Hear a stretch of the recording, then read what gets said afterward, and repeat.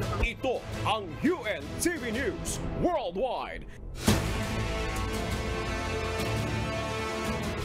Yes, salamat sa Diyos sa panibagong pagkakataong bigay niya sa atin sa araw na ito. Magandang araw mga kasangbahay, magandang araw sa inyo dyan. Nina, kamusta na ang lahat? Time check muna tayo para sa mga kailangan ng bumangon. 4:33 AM na sa buong Pilipinas. Good morning, Kuya. Magandang araw, mga kababayan sa buong Pilipinas at sa iba't ibang panig ng mundo. Yes, good morning, Sunny. At syempre sa ating mga kasangbahay, magandang umaga po mula rito sa Down Under. Ngayon ay araw ng Biyernes, January 19, 2024. Mula rito sa Beverly Hills, sa Los Angeles, California, USA, ako si Sunny Cos. At mula sa Victoria, Australia, ako naman, si Nina Pascon. Maghahatid sa inyo ng umatikabong balita mula sa iba't ibang panig ng mundo. UNTV News Worldwide. Sa ating global headlines. Nalalabing Pacific allies ng Taiwan tiniyak ang suporta sa island territory.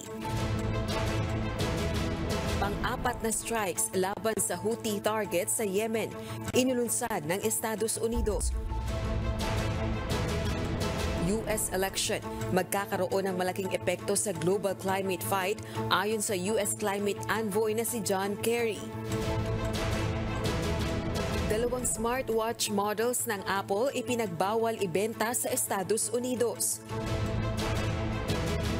Halos 5,000 kaso ng nakamamatay na strep A infections na itala sa Canada. OFW professional photographers wagi sa International Photography Awards sa United Arab Emirates.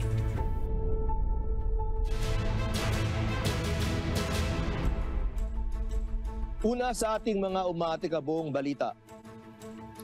Tiniyak ng nalalabing Pacific allies ng Taiwan ang suporta nito sa island territory. Ito ay matapos na putulin ng Nauru ang diplomatic ties nito sa Taiwan. Ito ang umatikabong balita ni Erica Luzon.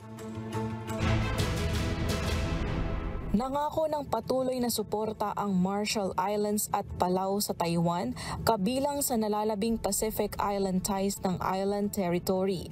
Kasunod ito ng pagputol ng Nauru sa diplomatic ties nito sa Taipei matapos ang isang presidential election. Ayon sa Marshall Islands, matibay at para sa kapakanan ng rehiyon ang pananatili ng ugnayan nito sa Taiwan.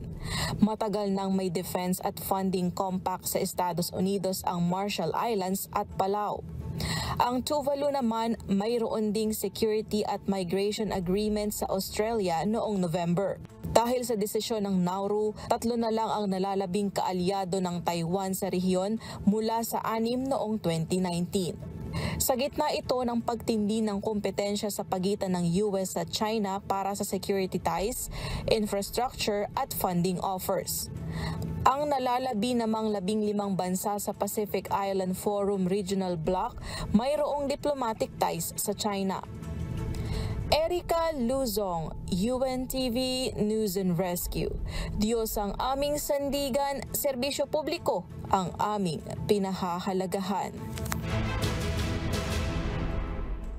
Nilunsad ng Estados Unidos ang pang-apat na strike laban sa Houthi targets sa Yemen. Kasabay nito, tinawag ng US ang Houthis bilang global terrorists. Ito ang umatikabong balita ni Miguel Rey de Leon. Nagsagawa na pang-apat na round na strikes ang Estados Unidos laban sa Iranian-backed Houthi sa Yemen batay sa Pentagon officials. Pinunteriya ng puwersa ng Amerika ang nasa 14 na Houthi missiles na posible umanong gamitin sa pag-atake sa shipping sa Red Sea. Ayon sa CENTCOM, US Middle East Command, Tomahawk missiles mula sa US Navy vessels ang tumama sa Houthi sites. Ginawa naman ang strikes kasabay ng designation ng US sa Houthi bilang global terrorist. Bilang tugon ito sa ginawang pag-atake ng militants sa commercial shipping sa rehiyon. November 2023 nang sinimulan ng Houthi ang pag-atake sa merchant vessels. Bilang ganti umano ito sa ginawang military operation ng Israel sa Gaza. Miguel Rey de Leon, UNTV News and Rescue, Diyos ang aming sandigan, serbisyo publiko ang aming pinahahalagahan. Magkakaroon ng epekto sa global climate fight ang eleksyon sa Estados Unidos.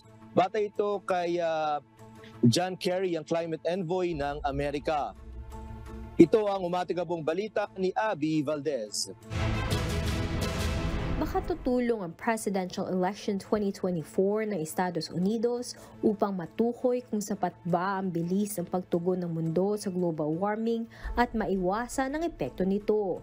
Ayon nito kay John Kerry, ang climate envoy ng Amerika. Aniya kinakailangan ng transition sa isang lower carbon economy dahil namumuhunan ng bilyon-bilyong dolyar ang mga kumpanya upang mabawasan ang carbon emissions.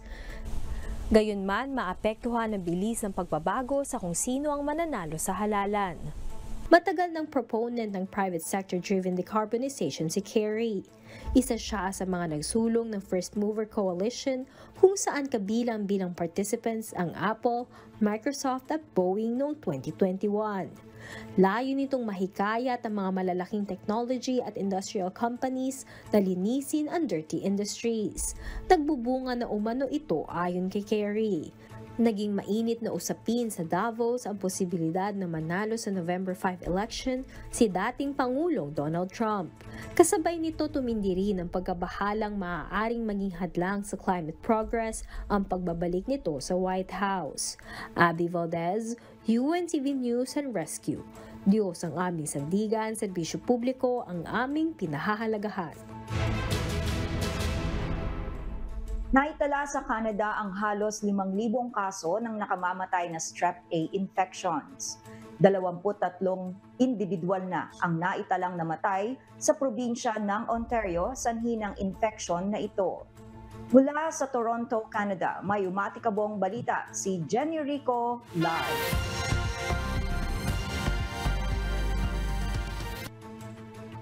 Hello Jenny, ano-ano ba ang sintomas nitong strep A infection?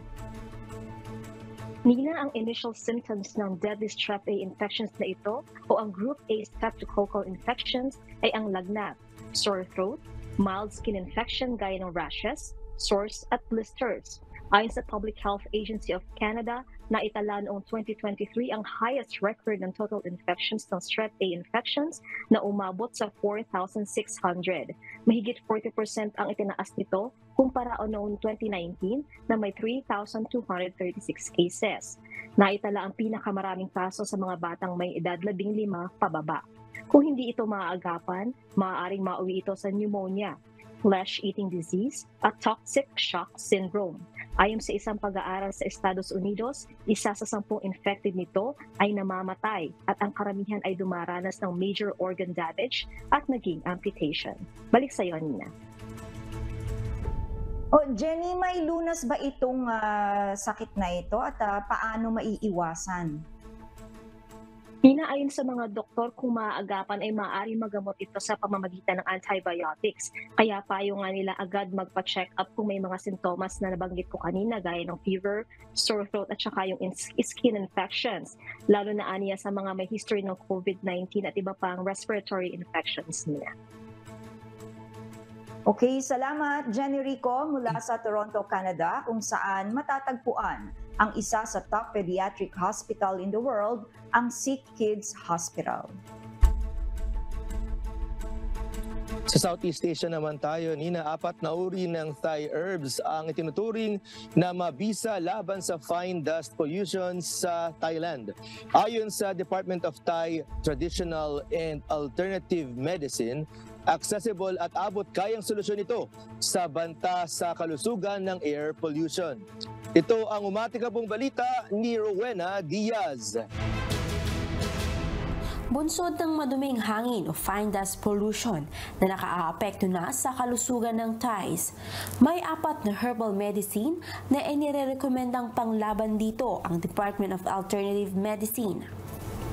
Accessible at affordable solution ito laban sa fine dust o PM2.5 ayon kay Dr. Tawisilip Visayanatin. Ang mga ito ay ang little ironweed, laurel clackvine, Indian gooseberry at turmeric. Maaaring gawin bilang tea ang little ironweed o yadok cow at inumin ng 3 hanggang 4 na beses sa isang araw upang magkaroon ng ginhawa mula sa irritation ng respiratory system. Gayunman, kinakailangan munang kumonsulta sa physician ang mga pasyenteng may sakit sa puso at atay dahil may mataas itong potassium. May high detoxifying benefits naman ang mga laurel clackvine, maaari ring gawing tea o capsule. At ang Indian gooseberry naman ay nakatutulong upang magamot ang ubo at inflammation.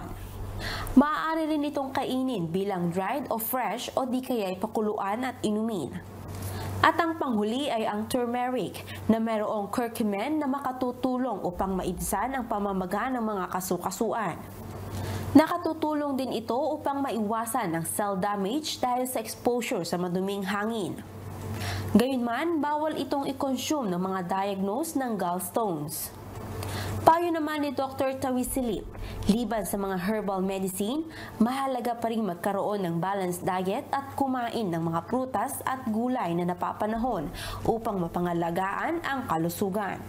Rowena Diaz, UNTV News and Rescue Thailand. Diyos ang aming sandigan, serbisyo publiko ang aming pinahahalagahan. Ipinagbawal ibenta sa Estados Unidos ang 2 smartwatch models ng Apple.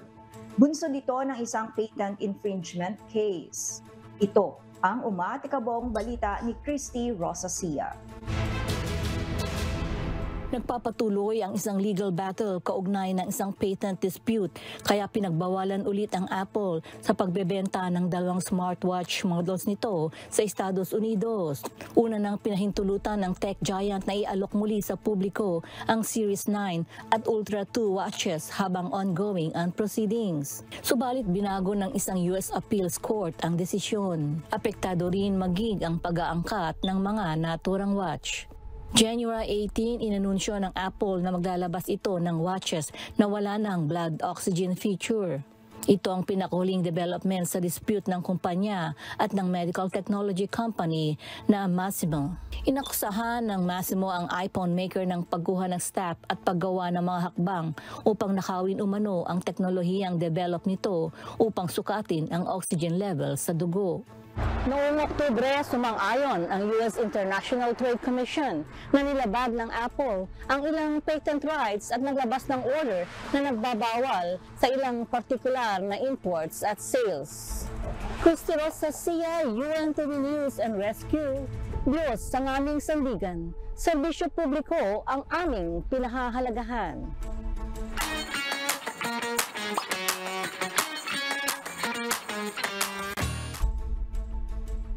Samantala, Nina, magsasagawa ng Sunny.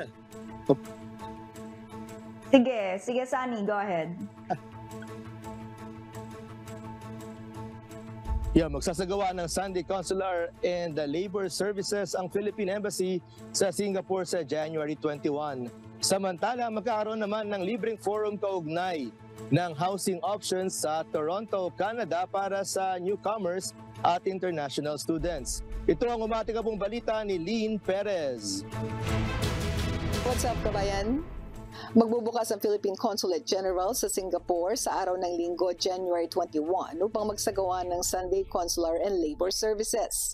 Ilan sa mga serbisyong ihahandog sa mga kababayan ay ang passport renewal, consularization of documents, citizenship services at iba pa. Mag-book lamang ng appointment sa bit.ly/PHEMBAPPT. At para sa kumpletong impormasyon, bumisita lamang sa official Facebook page ng Philippine Embassy sa Singapore sa facebook.com/PHInsingapore. Naglabas naman ng listahan ang mga newly arrived passports sa Philippine Embassy sa Bahrain. Maaari maklaim ang passport mula Linggo hanggang Huwebes, alas 12 ng tanghali hanggang alas 4 ng hapon. Huwag kalimutang dalhin ng lumang passport at resibo. At para sa kumpletong listahan ng mga available passport for release, bumisita lamang sa official Facebook page ng Philippine Embassy sa Bahrain sa facebook.com/PHLinBahrain. Magkakaroon naman ng libreng forum hinggil sa housing options ng newcomers at international students sa Toronto, Canada. Nakatakda ito sa February 3, 1 hanggang 4 ng hapon sa Philippine Consulate sa Toronto, Canada. Sa mga interesadong dumalo, mag-register lamang sa pamamagitan ng pag-scan sa QR code na matatagpuan sa official Facebook page ng konsulado sa facebook.com/PH in Toronto. Samantala, magsasagawa naman ng Philippine Consular Outreach Mission sa Luxembourg sa February 24, 9 ng umaga hanggang 5:30 ng hapon. Ilan sa mga serbisyo ipagkakaloob sa ating mga kababayan ay passport application, legalization of documents, civil registration, citizenship at iba pa. Para sa kumpletong impormasyon, gaya ng exact address at list of fee, bumisita lamang sa official Facebook page ng Philippine Embassy sa Belgium sa facebook.com/PH in Belgium. At yan muna ang latest mga kabayan. Ako pong muli si Lynn Perez para sa UNTV News and Rescue. Diyos ang aming sandigan. Serbisyo publiko ang aming pinahahalagahan.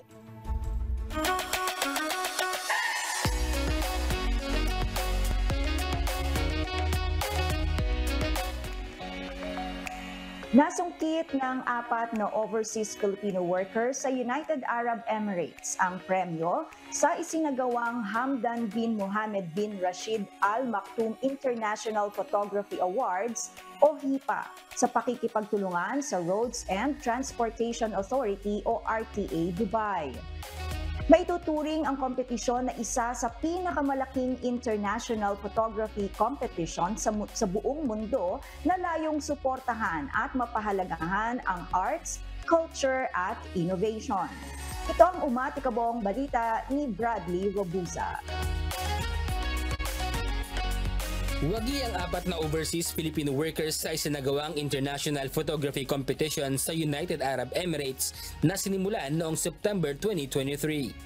Ang Hamdan bin Mohammed bin Rashid Al Maktoum International Photography Awards o HIPA ay itinuturing na kabilang sa pinakamalaking international photography competition sa buong mundo. Sa temang Mobility in Dubai, katuwang ang Roads and Transport Authority o RTA.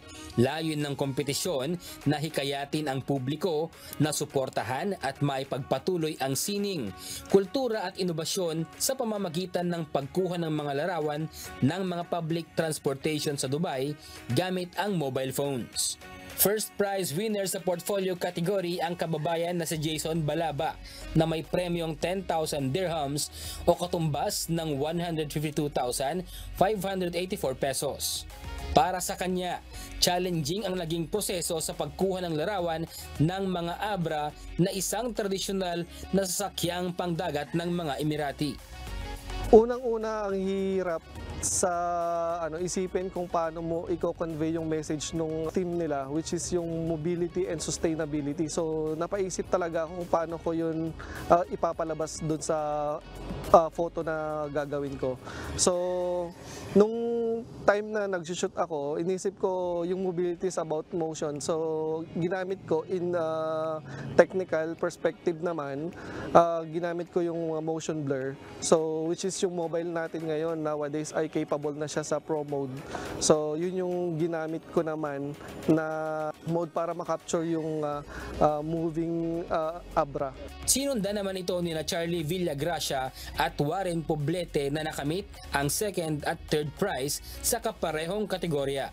Third prize winner naman sa mobile single image category si Mark Anthony Agtay na may premyong 3,000 dirhams o 45,783 pesos sa litrato ng isang abra lulan ang mga pasahero sa dagat. So kinuha ko yung shot na yun na ang ginawa ko is nilubog ko yung mobile ko sa tubig, yung camera. So sabi ko bahala na basta makakaptured ako nung magandang moment at magandang angulo nung picture. So at that time, saktong may dadaan na bangka. Yun, sunod-sunod yung ginawa kong pagpipicture doon para makapture ko yung tamang angulo at saka tamang composition. Sa tulong ng grupong Shooter Kada Photographer Circle sa UAE na sinalihan ni Jason at Mark Anthony. Lalong nahasa ang kanilang talento sa pagkuha ng larawan dahil ito sa kanilang pagtutulungan at dedikasyon sa photography na hindi lamang nagsilbi bilang hobby kundi bilang isang propesyon. So, dun nagfo-focus actually yung group namin. So we try to share, learn, and excel dito sa photography na not only as a hobby but as a group actually, hindi lang parang family na yung turingan namin sa isa't isa. Samantala na bago naman ang buhay ng dati isang office boy at messenger na si J-Lord na ngayon ay isa ng professional photographer at nakatanggap na rin ng iba't ibang international photography awards. Pumunta ko dito, nagsimula ko sa office boy tapos nag-messenger. 2016 nag-umpisa ako mag-photography. Napasama ako sa isang grupo sa Abu Dhabi. Ito yung Shooter Kada. Tapos iyon, doon na yung pansin ko sa photography, nabaling. At saka tinuruan lang ako ng tinuruan hanggang sa ngayon, naging profession ko na. Hindi nasusukat ang pagkuha ng isang maganda at makabuluhang larawan sa presyo ng kamerang gagamitin, kundi nasa wastong kaalaman ng paggamit at ang paggawa ng may kalakip na pag-ibig. Bradley Robuza, UNTV News and Rescue, United Arab Emirates. Diyos ang aming sandigan, serbisyo publiko ang aming pinahahalagahan.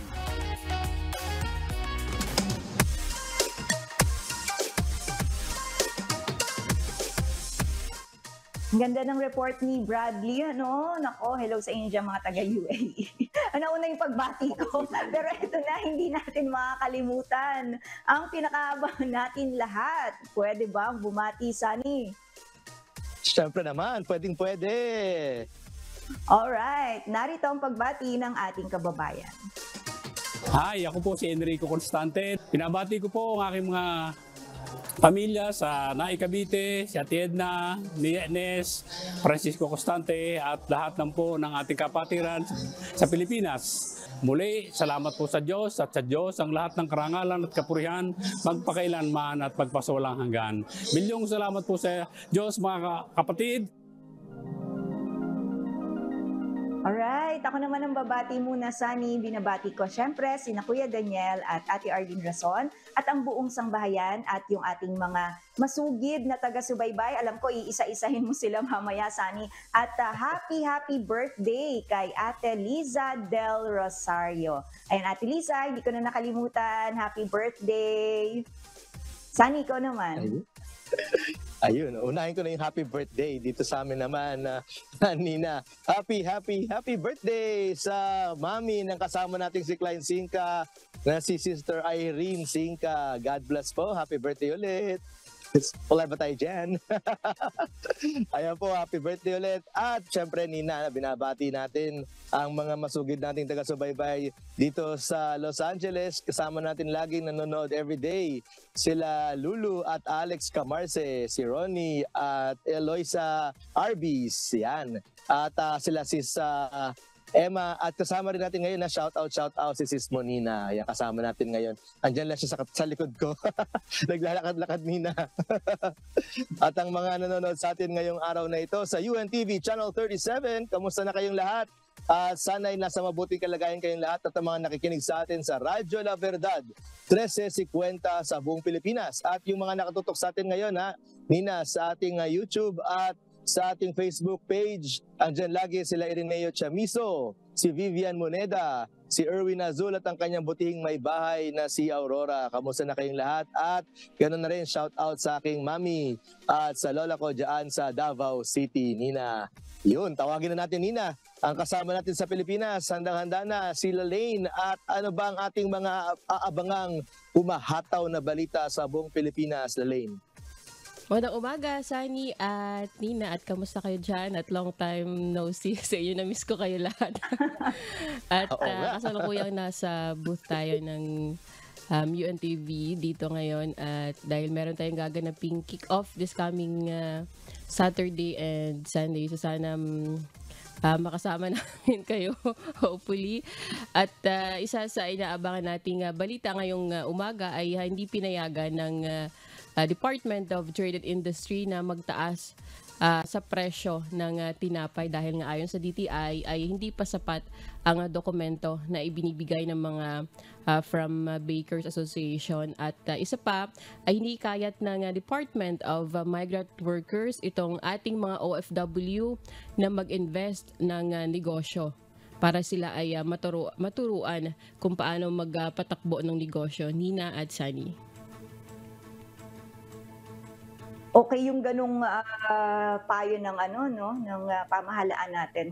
Kailangan talaga natin ng investment para sa negosyo, Sunny, kasi talagang okay din naman may, employed ka kasi may permanent ka na sahod, may stable ka na income. Pero mas maganda pa rin kung may sariling business kasi hawak mo rin yung oras mo and nasa sayo kung ano na rin sa sipag at tiyaga, 'di ba, Sunny, Pero nako, Lala, na-miss ka talaga namin at good luck sa kick-off at sana maging bahagi kami diyan kung ano kung ano man 'yan. Pero maraming salamat sa iyo, Lala, at sa ating mga correspondents mula sa iba't ibang panig ng mundo. Mga kasangbahay, kung mayroon po kayong hindi napanood na balita o nais nyong muling tunghayan ang UNTV News Worldwide, maaari niyo po itong balikan sa aming mga official social media account. Yes, like at i-follow lamang ang UNTV News and Rescue Facebook account at i-click ang subscribe button sa UNTV News and Rescue YouTube channel.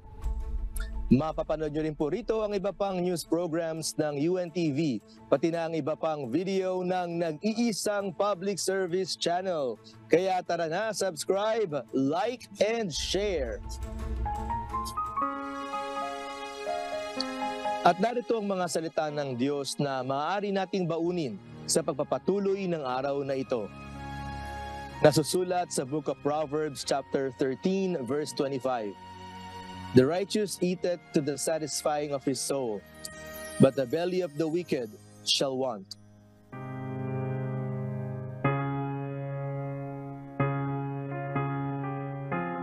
Amen. Sunny, napakabilis talaga ng oras dahil yan po ang mga umaatikabong balita sa iba't ibang panig ng mundo ngayong umaga ng Biyernes, January 19, 2024. Susunod na ang programa ang Hataw Balita Pilipinas sa UNTV at sa UNTV Radyo La Verdad 1350. Sa ngalan po ng lahat ng bumubuo ng UNTV News and Rescue at ng UNTV Radyo La Verdad 1350. Mula rito sa Victoria, Australia, ako si Nina Bascon. At mula naman dito sa Beverly Hills sa Los Angeles, California, USA, ako si Sunny Cos. Dito sa UNTV at sa UNTV Radyo La Verdad 1350, Diyos ang aming sandigan, serbisyo publiko ang aming pinahahalagahan. Milyong salamat po sa Diyos.